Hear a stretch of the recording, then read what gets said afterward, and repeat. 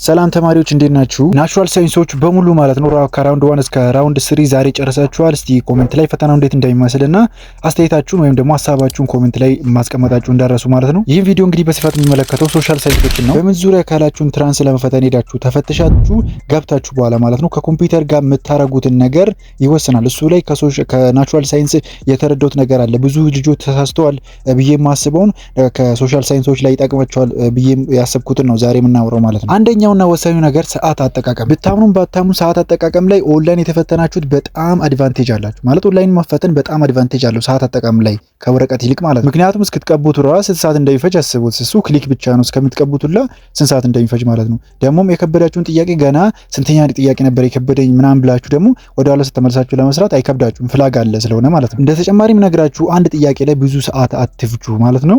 ምን ታረጋላችሁ? ትሰራላችሁ። ካቃታችሁ ሰርታችሁ ካቃታችሁ ማለት ነው ፍላግ አድርጋችሁ ቶሎ ማለፍ ነው። የኦንላይን ኤግዛሙ ሲዘረጉት ትምህርት ሚኒስቴሩ አስበውበታል ብዬ የማስበው ላይክ ተማሪው ከገባ በኋላ የሚሰጡ ሰዓት ነው። አንድ 30-40 ደቂቃ ትቀመጣላችሁ። ዝም ብላችሁ ትቀመጣላችሁ። ኮምፒውተራችሁን ከፍታችሁ በኋላ ትቀመጣላችሁ ምናምን ነገር እዛ ውስጥ በቃ የሆነ ማውራትም አይቻልም ግን ያው ትቀመጣላችሁ። ያ ምንድነው የሚያደርጋችሁ? አእምሯችሁ እንዲመለስ ያደርጋል። እዛን ጊዜ ነው ጨዋታችሁ ማለት ነው። ደግሞ እንደ ትምህርት አይደለም። ለምንድነው አርፍጄ እመጣለሁ እዛ መቀመጤ ስለማይቀር ብላችሁ አርፍጄ እመጣለሁ ምናምን ቢባል ነገር የለም። ማርፈድም አይቻልም ማለት ነው። ሁሉም ተማሪ አንድ ላይ ተፈትሾ ይገባል። ሁሉም ተማሪ አንድ ላይ ከገባ በኋላ እረፍቱን ማለት 40 ደቂቃም 30 ደቂቃም ቢሆን አንድ ላይ ተቀምጦ ፈተናው ሲመጥ አንድ ላይ ይከፍታል ማለት ነው። ምክንያቱም ብዙ ልጆች እንደዚህ አይነት አመለካከት ስላላቸው እናንተ እንድትማሩ ነው ማለት ነው። ቀጣዩ ደግሞ ምንድነው? ይሄ 40 ወይም ደግሞ 30 ደቂቃ ተሰጣችሁ እንድትጨነቁ ሳይሆን ረጋ እንድትሉ ነው። መጨረሻ ላይ ደግሞ ሜጋ የሆናችሁ ልጆች ምነግራችሁ ምክር አለ ማለት ነው። ሰብስክራይብ በማድረግ ቀጥሉ ማለት ነው። ቀጣዩ ደግሞ ምንድነው? ፍላግና ሰሚት እንዴት እንደምታደርጉ ነግራችኋለሁ ማለት ነው። በዚህ ዙሪያ ይውላችሁ እዛ ውስጥ የሚጠብቋችሁ ሰዎች፣ እዛ ውስጥ የሚከታተሏችሁ ሰዎች እንደፈለጉ ይበሉ።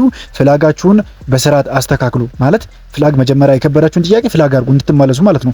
ቶሎ ቶሎ ስሩ። ሰዓት አላችሁ። ሰዓቱ ራሱ ይበቃችኋል። በጣም ሰዓት ይተርፋችኋል ማለት ነው።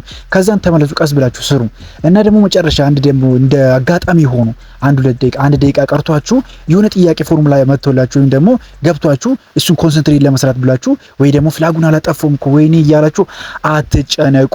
እዛ ስፈተንም ስንት ሰው እየነገርኩኝ አይሰሙኝም። በቃ አይሰሙኝም። ምንድነው የምታደርጉት? ፍላግ ማጥፋት ላይ አትጨነቁ። ራሱ ፍላግ ማለት እኮ ማለት ነው ራሳችሁ ተመልሳችሁ ይሄ ላይ ተሳስታችኋል ብሎ ለራሳችሁ ነው እንጂ ኮምፒውተር ማለት ሲስተሙ እኮ ፍላጉን እኮ ፍላግ ያደረጋችሁበትን አይወስድም ይወስዳል ምናምን ነገር አይደለም። እንደውም ደግሞ ሰሚት ስታረጉና ሰዓት አልቆባችሁ ሰሚት ሳታረጉ ሲወስድባችሁ ደቂቃው ማለት ነው ወይኔ በቃ ዲስኳሊፋይ ተደረግኩ አትበሉ። ሰሚት ራሱ ነው ሰሚት የሚያደርገው ራሱ ነው የሚወስደው ማለት ነው። ይቆጥራል። እስከ 50 ሰርታችሁ ለምሳሌ 60 ጥያቄ ነው 50 ላይ ሰርታችሁ ደቂቃ አለቀ። 50 በታች ያለውን ሁሉ ይወስዳል። 50 በላይ ደግሞ ከ50 እስከ 40ኛው ያለ ጥያቄ ደግሞ ተሳሳቱ። እስቲ ለምሳሌ 40ኛው ያለውን ጥያቄ ዘላችሁ 41 ሰራችሁ 40ኛው አልተሞላም እንበል እና እስከ 100 ሞላችሁ 40ኛው አልተሞላም እስካሁን እናንተ አላያችሁም ሰሚት አድርጋችኋል። 40ኛውን ረንደምሊ ይወስዳል። እሱን ከኤ እስከ ዲ አለ አይደለ? ከኤ እስከ ዲ ረንደምሊ ይወስዳል። እንደውም ልታገኙላት ትችላላችሁ ማለት ነው። ረንደምሊ ስለምወስደው ኤ ቢ ሲ ዲ ወይም ኤ ወይ ቢ ላይ አድርጎ ራሱ ሰሚት አድርጎ ይወስዳል ማለት ነው። ግን ረንደምሊ ነው የሚያደርገው። ወይ ዛኔ ልታጡ ትችላላችሁ። ምንም ችግር የለውም። ከ40 በታች ነው የሚያዝልኝ ከ40 በላይ ይዝልኝ የሚባል ነገር የለም። አቴንሽን አትሆኑ ማለት ነው። ስለዚህ ይሄ ነው በዚህ ዙሪያ ያለው። ሰሚት ስታረጉ እንዳልኳችሁ ነው። ሰዓታችሁ ካለቀ ችግር የለውም ራሱ ነው የሚወስደው። ፍላጉ ደግሞ አታጥፉ። እንደውም ሲያታጥፉ ችግር የለውም። ገና ሰዓታችሁን ገና ክሊክ አድርጋችሁ አታጥፉ። እንደውም በቃ ግን መጀመሪያ ሄዳችሁ ፍላጉን ጥያቄ እዩት ስሩት መጀመሪያ ማለት ነው። ከዛም ሰዓት ካላችሁ ነው ገና ማጥፋት ያለባችሁ እንጂ አታጥፉ። ሌላው ደግሞ የፈተናውን ፖሊሲ አትንኩ እንጂ እንደፈለጋችሁ መብታችሁ መጠቀም ትችላላችሁ። ወረቀት የምትጠይቁ እንትን የምትሉበት ቦታ አለ አይደለ?